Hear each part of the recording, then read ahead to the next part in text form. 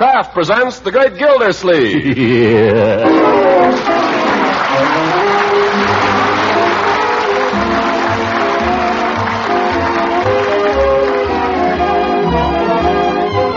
The Kraft Cheese Company will also bring you the Kraft Music Hall every Thursday night. Present each week at this time Harold Peary as The Great Gildersleeve, written by John Wheaton and Sam Moore.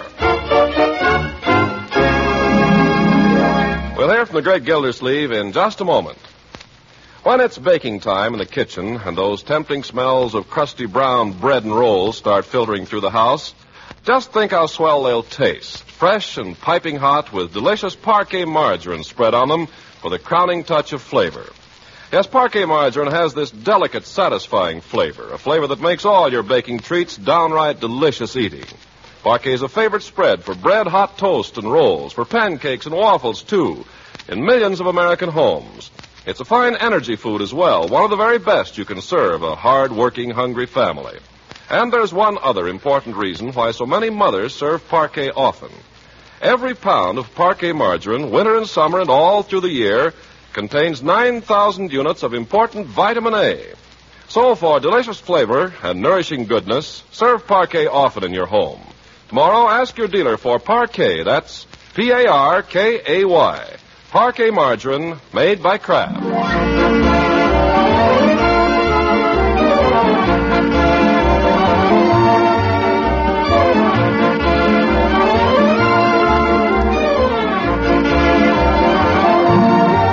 Now let's join the Great Gildersleeve. Last week, you remember, we found him remodeling his existence pretty drastically, hoping to make up for years of a wasted life by having breakfast every morning at 6:30. Now, let's see how he's bearing up under his 1944 regime as Monday morning rolls around. Oh, it's dark. Cold. I'll shut that darn thing off. Just snooze a few minutes longer. And so the great man rolls over as who is not and catches another 40 winks. Half an hour later, he's still sound asleep. Hey, Unc, get up. Breakfast is ready. Go away. Leave me alone. Come on, you've been making everybody get up at 6:30. You gotta play fair. Leave me alone, Leroy. Oh, Lloyd, I thought you were up long ago. What's the matter? Nothing's the matter. What's all the excitement? Well, breakfast's been ready for 15 minutes. Why aren't you up? Well, the alarm clock didn't go off. Well, it's almost 6:45. You're not sick, are you? Sick? I might be.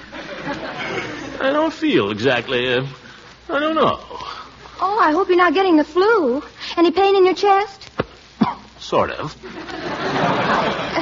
You kind of ache all over? I guess so. Oh, dear, I better call Dr. Pettibone. Oh, no, doctor. I'll be all right. Oh, yes. With all the flu there is in town, I'm not taking any chances. Leroy, get the thermometer, will you, while I call Dr. Pettibone? Sure. I haven't any fever. Now, never mind. Keep it in your mouth for 3 minutes and don't look at it. Big secret, eh? Here it is, Unc. I won't do it. Now, be brave. Shake it down, Leroy. It only says 98 now. Shake it down anyway. Maybe I'm subnormal. Could be. Shake it down and bring me my watch off the dresser. Oh, I can tell a minute by counting to 60. Bring the watch, Leroy. Okay. There, you don't have to get so excited.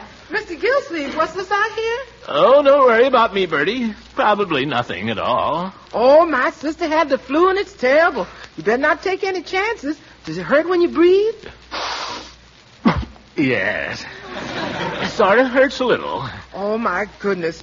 I don't suppose you want any breakfast then, will you? Well, whatever's the best for me, Bertie. What's the saying, though? Feed a cold and starve a fever. I suppose flu is like a cold. Maybe you got a fever. You haven't taken your temperature yet. Leroy, go get your breakfast. Okay. Gosh, you try to help. Yes, I think I better have a pretty substantial breakfast, Bertie. Try to head this thing off. Yes, sir. Just plain things, of course, nothing rich or fancy. Oh, no, sir. A little dry toast and tea, maybe? Well, I think a half a grapefruit, perhaps. Some oatmeal with a little cream and sugar. Eggs turned over with a few slices of bacon. Crisp. Some toast, possibly marmalade, and plenty of hot coffee. You think you can handle all that? Yeah, I'll try, Bertie, but I don't think I better get up. Oh, no, sir. I'll bring it to you right here. Yeah, thank you, Bertie. Uncle Mort, Dr. Pettibone will be here about 9. Now, you just stay here and rest while we have breakfast. All right, my dear. Confounded nuisance getting Dr. Pettibone over. Still, you can't be any too careful. Well,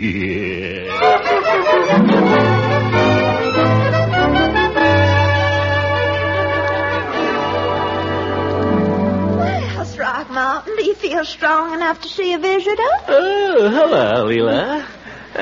Come in and sit down. Well, I don't think I better come very close. I'm scared to death of the flu. Oh, well, I don't know. It's the flu. That's just Marjorie's idea. I must say, you don't look a bit sick. Oh? You can't tell, Leela. These things sneak up on you. Marjorie's called the doctor. Oh, what doctor did she call? Pettibone, naturally. He's always been my doctor. Well, there are other doctors in Summerfield. Well, you've always called Pettibone. Yes, but he's not really very satisfactory. I believe I'll try Dr. Hargrave next time. I hear he's much more scientific. Who told you Hargrave was scientific? Well, lots of people. He told me himself, too. Oh? Where did you meet him? At that party New Year's Eve. Didn't you meet him? I don't think so. Mm-hmm. I guess you and Miss Goodwin didn't bother much with meeting people. We met everybody that was there. Well, you couldn't forget Dr. Hargrave. He's very tall, distinguished, slender. I knew right away he must be a surgeon. He has the loveliest hands. Was he the fellow that took you out in the kitchen? Oh, no. Was he the one that was following you around with a plate of ice cream? Oh, that silly man. No, that's not the one. Oh, I know. He was the fellow you were waltzing with. Throckmorton, I'm simply amazed at how much you noticed me. And all evening, poor Miss Goodwin thought you had eyes only for her. Stop harping on Miss Goodwin. Was it Hargrave you were whirling around with? Oh, he waltzes beautifully.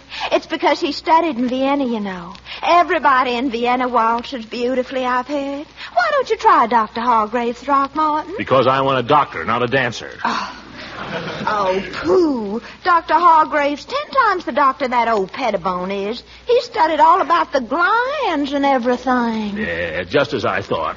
One of these fellows with a smooth bedside manner treats women for diseases they haven't got. Throckmorton, I do believe you're jealous. I am not. I'm sick. Oh, yes, I forgot. You shouldn't be getting me all stirred up like this, Leela. Uncle Mort, here's Dr. Pettibone. Oh? Well, at least I know he'll be honest with me. Oh, hiya, Doc. Hello, Gildersleeve. Morning, Mrs. Ransom. Oh, good morning, Dr. Pettibone. I was just telling Throckmorton how relieved I am that he's in your hands. Oh. Yes. Thanks. Well, what's the matter with you, Gildersleeve? Well, he's been complaining of pain in the chest and general aches all over. It sounds like flu. Uh-huh. Well, we'll soon see.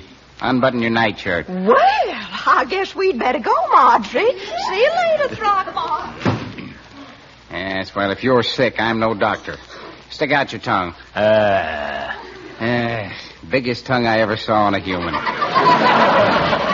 I always did say so and always will.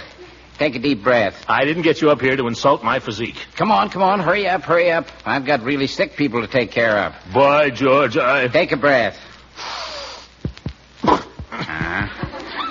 What'd you have for breakfast? Just a light breakfast, hardly anything. Now, you might as well give me the facts. I'll check with Bertie anyhow when I go downstairs. Now, listen here, Pettibone. There's such a thing as medical ethics, whether you've ever heard of them or not. I don't mind your being old-fashioned and ignorant, but when you go snooping around my house, well, you just watch out, that's all. Now, don't holler at me. It's bad for your blood pressure. There's nothing the matter with my blood pressure. There's nothing the matter with you, period. Get up and put on your clothes and go to work. You haven't examined me. Yes, well, I don't have to. I've seen you before when you didn't feel like going to the office. Are you suggesting I'm faking? I am. That settles it. I'm going to send for a doctor. Well, go ahead. I'm busy. I got plenty to do. No, you don't. You'll stick around and learn something. That's all right with me at my usual rates. Marjorie, call Dr. Hargrave.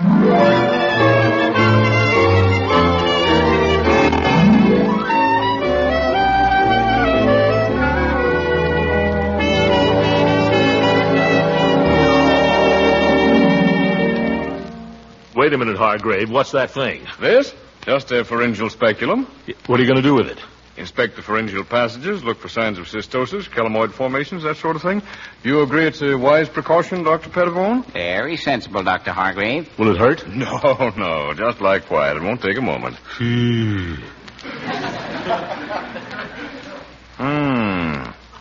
Slight enlargement of the epiglottic fold, superficial erosion of the stenotic fibers. No evidence of gray bars and interstices. You care to have a look, Doctor? Yes, I might as well. This is a nice gadget, Doctor. Yes, I've used it for several years, Doctor. Had a case of Ergelfolter's disease in 1940. This thing was invaluable. I can imagine. I concur with your findings, Doctor. Thank you, Doctor. Well, Mr. Gildersleeve, I think we can safely say you're not suffering from either primary or advanced pharyngitis, Mitchell's disease, Ergelfolter's disease, or laryngeal mycoma. Are they all fatal? Oh, no. No, you mustn't be nervous in an examination of this kind, you know. Just a careful checkup. Now, let's see. You complained of breathing difficulty? It's all right now. Now, Gildersleeve, you ask for an examination and you're going to get it. You're no longer in charge, Pettibone. Mr. Gildersleeve, I'm merely consulting with Dr. Pettibone. Oh, no. Dr. Pettibone is consulting with you. Oh, was that your understanding, Doctor? Whatever you like, Doctor. Well, in any case, I certainly want to examine your lungs. All right, let's get at it. And keep your eyes open, Pettibone. I don't think Dr. Pettibone has anything to learn from me.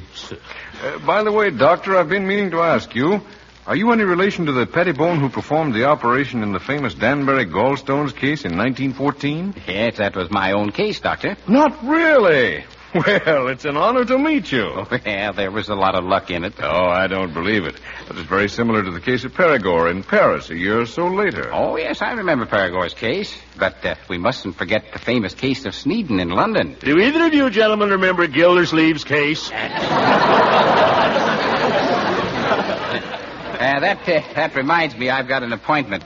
You're in good hands, Gildersleeve. If you'll excuse me, Doctor. Oh, could I have a word with you privately, Doctor? Oh, yes, sir. Now, wait a minute. None of that. I want everything out in the open. Quiet. Remember your blood pressure. Approve a thorough checkup in every department, Doctor? Well, that's up to you, Doctor. I don't see how it could do any harm. Some very contradictory symptoms here. I think I'll take him down to the hospital.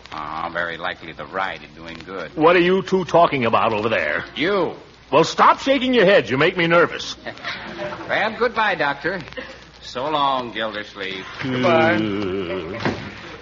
Fine man. Splendid physician. Never mind, Hargrave. What are you going to do to me now? Well, we're just going to take you down to the hospital, Mr. Gildersleeve. Hospital? What for? Just for observation. How soon do I have to go? Just as soon as I can get an ambulance. Ambulance? Oh, this is going to be one of my bad days. It is already.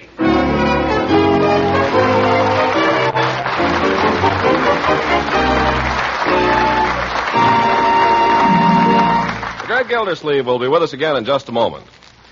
In leafing through your favorite home magazines, undoubtedly you've noticed all the attention that homemaking authorities have been giving to margarine.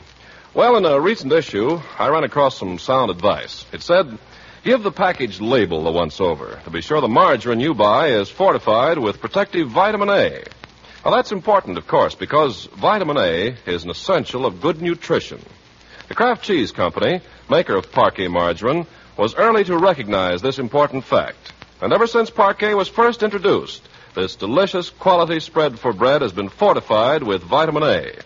In fact, every single pound of Parquet you buy today contains no less than 9,000 units of important vitamin A. On the Parquet label, too, you'll read that quality vegetable oil is the principal ingredient of Parquet margarine. It's this vegetable oil that makes Parquet one of the best energy foods you can serve. So when you buy margarine, be sure it's Parquet. P-A-R-K-A-Y. Parquet margarine, made by Kraft.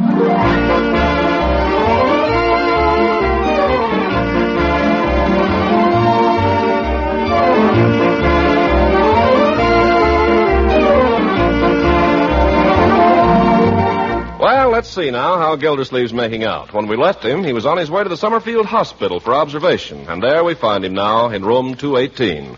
The shades are lowered, the light is dim, everything is hushed and antiseptic.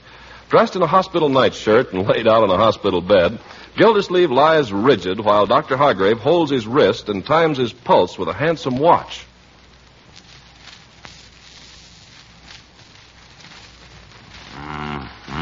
What is it, Doctor? Well, it doesn't mean anything necessarily. What are you going to do now? What are you writing? Just making a few notes here on your chart. What does it say? Can I see it? Oh, I hardly think you'd understand it. Better just to lie here and relax. How can I relax if I don't know what's going on? No. Just relax, drink plenty of liquids, get a good night's sleep, and in the morning we'll give you a thorough going over. What do you mean? Well, we have certain tests, metabolism and so on. I've left full instructions. Doc, you're not going. Oh, I'll drop by again this evening. You're not going to leave me here alone with that old crab out in the hall. Miss Fosdick? I don't know her name. She came in here and took my clothes. Well, you have to make allowances these days. The floor nurses are badly overworked. Anyway, I've arranged for a special nurse for you. Do I need a special nurse? Well, I thought you might like one. She's no ordinary nurse.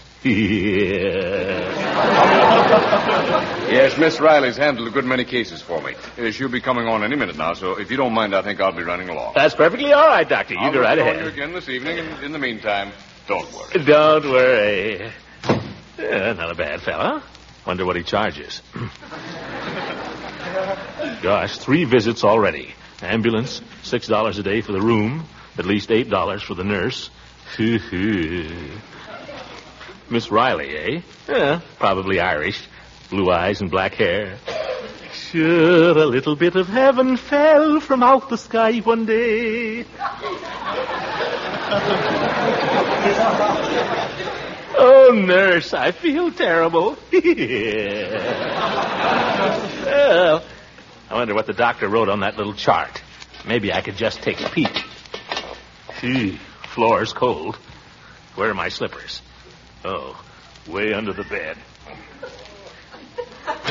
Get back in that bed. Oh! What are you doing under there? What are you doing in my room? I didn't ring for any nurse. Get back in that bed. Now, listen, I have a special nurse of my own coming, Miss Riley. I'm Riley.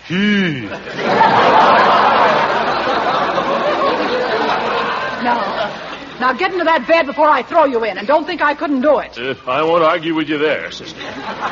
You see that? All muscle, not a bit of fat. Which is more than you can say. Now, you be a good boy and behave yourself, or you're going to hear from me. Yes, ma'am.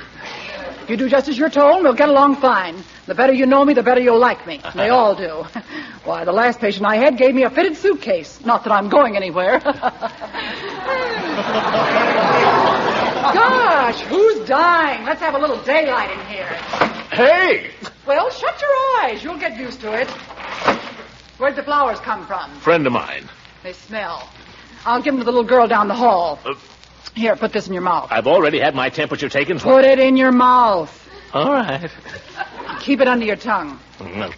Don't talk. How do you like my charm bracelet? My boyfriend gave me that for Christmas. Ever see one like that? Yes. Don't talk. Yeah.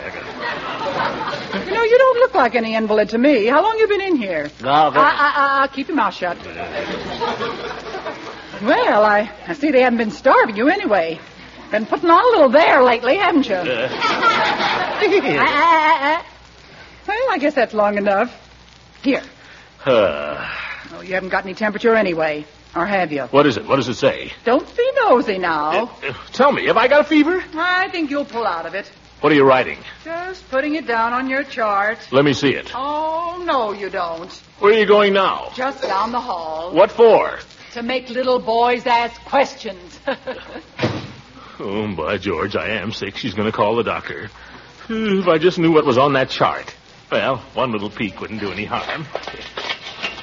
And don't let me catch you getting out of bed. Oh!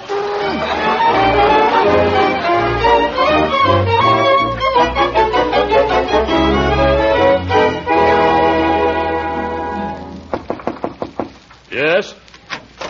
Are you awake, Gildy? Oh, that's you, John? Yes, come in. Well, so they finally... Now, see, Hooker, I'm not supposed to get excited. I'm sorry, Gildy, I'm sorry. But you look so darn funny. There's nothing funny about it. I'm a very sick man. Sorry, old man. Sorry, Yeah. sorry. Of course, it's not funny. I just came up to inquire how you were, and I wasn't even going to disturb you, but I thought I'd just tiptoe in for a minute, and then when I saw you lying there in that bungalow apron... Now, listen, you. I'm sorry. This is no bungalow apron. It's a hospital nightshirt, and I didn't design it. Well, how do you get into it? Well, if you must know, it buttons up the back. Oh, surgical gown, probably. Huh? When I had mine out... It's a what? Surgical gown. They use them on the operating table. Easier to slip off and slip on again. Judge, close the door. What for? Close it. Just as you say. Now, did you talk to anybody before you came in here? Just the nurse down the hall. What'd she say? Well, she told me where you have to find you and said not to stay too long. What'd she say about me? Not a thing. Oh, just as I thought. What do you mean? They won't talk to me either. I can't get a straight answer from any of them, Judge. They won't even tell me what's wrong with me. And that Dr. Hargrave. I hear he's a very good man. A hard man to put your finger on. Well, I understand he studied in Vienna. Maybe he did. What do they teach him in Vienna? You don't know and I don't know. Some pretty strange things have come out of Vienna. Oh, you're just imagining things. I'm imagining nothing. Listen, this morning I felt fine. Well, not fine exactly. A little tired maybe and a little run down. So I let him call in Dr. Pettibone. I thought maybe he'd give me a tonic or something and tell me to stay off my feet.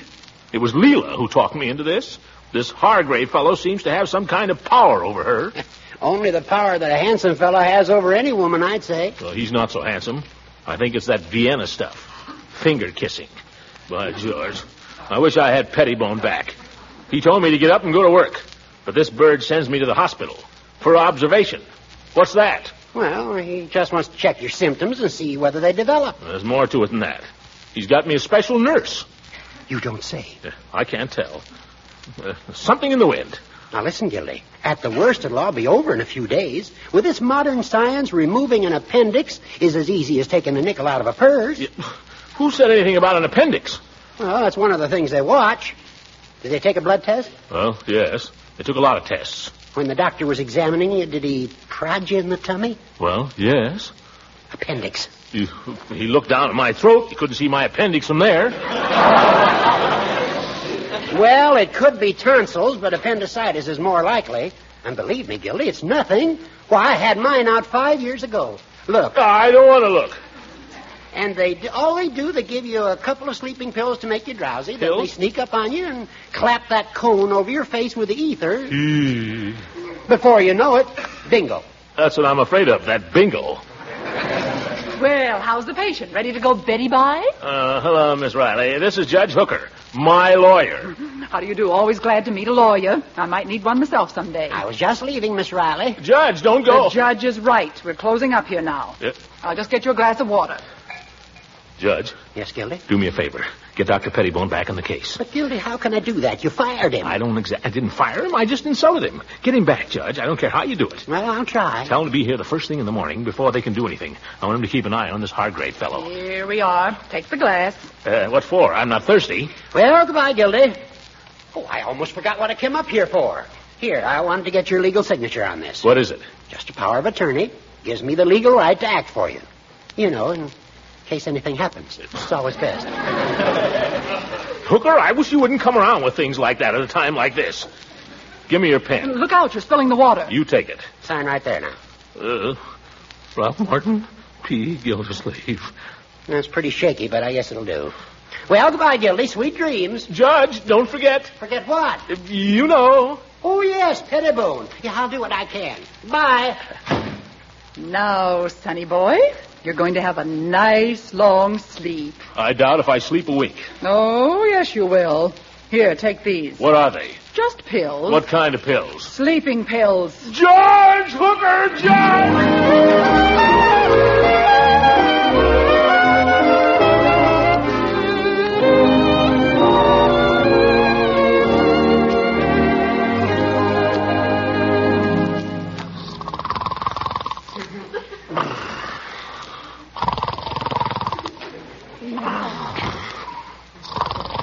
Come on, sonny boy, wake up. Wake up and hear the birdies. Yeah, right away, Bertie. Come on, pull yourself together. Huh? You've got company waiting. Company? Here, comb your hair. You look terrible. Thanks. What time is it? 10:30? I must have slept. I'll say you slept 14 hours. Well, I was overdue. That look better? I guess you won't scare anybody. All right, you can come in now. Oh, Uncle Mort. Marjorie. How are you? How do you feel? Did you have a good night? Hi, Unc. Oh, and little Leroy. Leroy, why aren't you in school? He insisted on coming. I was worried about you, Uncle. I had to know how you were. Well, that's very touching, my boy. If true. Bertie, it's all right. You can come in. Bertie, too? What is this? Oh, Mr. Gildersleeve, to see you lying there like that. I've been praying for you every minute. If anything was to happen to you, I just don't know what I'd do. Now, careful, Bertie. Remember what the doctor said. What did the doctor say? Nothing, Uncle Mort. Listen, what's this all about? What's everybody gathering here for? Who sent for you? Nobody. I don't believe it. I know. It's the crisis. You don't have to fool me. I can take it. Where's the doctor? Doctor! Now, calm down, Uncle Mort. Dr. Hargrave is right across the hall. He'll be in a minute. I know. They're coming for me with that thing. What thing? They sneak up and clap it over your face. Leroy, I've always been a good uncle to you, haven't I? Sure, you've been okay. You've been swell. You wouldn't keep anything from me now, would you? Not me. What did the doctor say, Leroy? What did he say? Didn't say a thing. You too. Bertie, have I ever spoken a harsh word to you? Have I ever complained about anything you did? Oh, no, Mr. Gildersleeve, you ain't. You the best man I ever worked for, and that's a fact. Bertie, be quiet. Now, here comes the doctor. Stand over here, Leroy. I don't want anybody to get behind me. Well, how are we feeling this morning? I feel fine, Doctor. Splendid. I wonder if I could ask you people to step outside for a few minutes. Oh, certainly. Is that necessary? Well, it's customary. Come on, Leroy. Come on, Bertie. Aren't you even going to say goodbye? Oh, you'll be seeing them again. Miss Riley, if you'll close that door, please. Yes, Doctor. What for? Now, wait a minute. Before you start doing anything, Dr. Pettibone was supposed to be coming down here. I sent for him. I've already had the benefit of the doctor's excellent advice. You mean he's been here? We just conferred across the hall. Roll up your sleeve. Why? Please. Excellent diagnostician, Dr. Pettibone. Now, Miss Riley. Thank you. What's that? What are you rubbing on my arm? Just a little alcohol.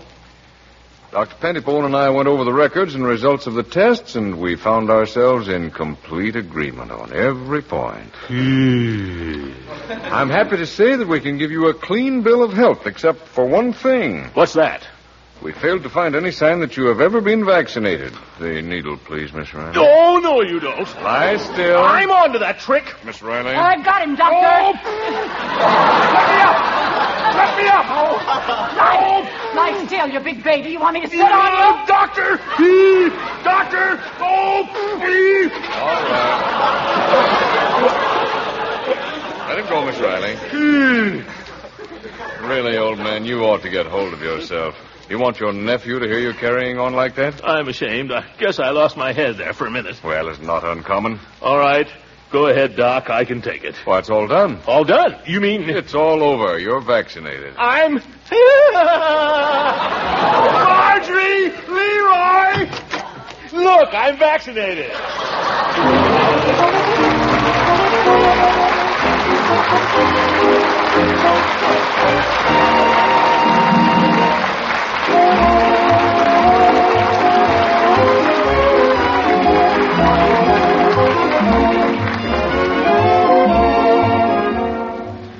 Well, I guess I'll be paying doctor bills for months, but I was lucky I didn't have the flu. The flu's been pretty bad here in Summerfield. Mr. Peavy's been down with it for a couple of weeks, I'm sorry to say. Of course, he's been with us in spirit all the while. But I know you'll all be glad to hear that he'll be back in business at the old drugstore next week. Good night, everybody.